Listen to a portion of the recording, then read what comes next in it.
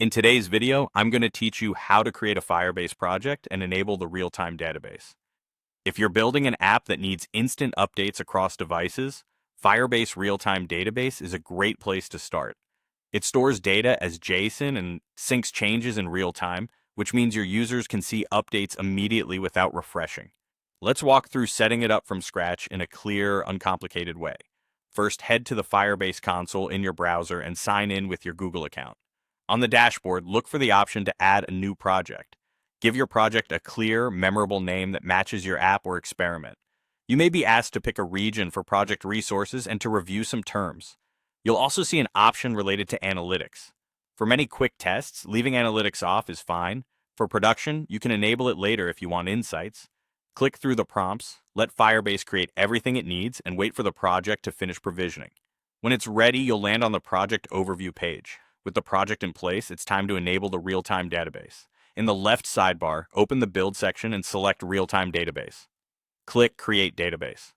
You'll be asked to choose a database location. Pick a region close to your main user base to reduce latency and improve performance. Next, you'll choose how to start. Select Start in Test Mode for easy initial testing. Test Mode lets anyone with your database reference read and write data temporarily, which is perfect for quick experiments while you're still wiring things up. A quick but important note about security. Test mode is meant only for development.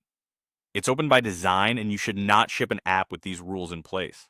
Before you move to production, tighten your security rules to restrict who can read and write, ideally based on authentication and your app's data structure. You can update rules anytime in the Rules tab of the Real-Time Database section. Once the database is created, you'll see an empty data tree and a URL that identifies your database instance. This is the endpoint your app will use to read and write data.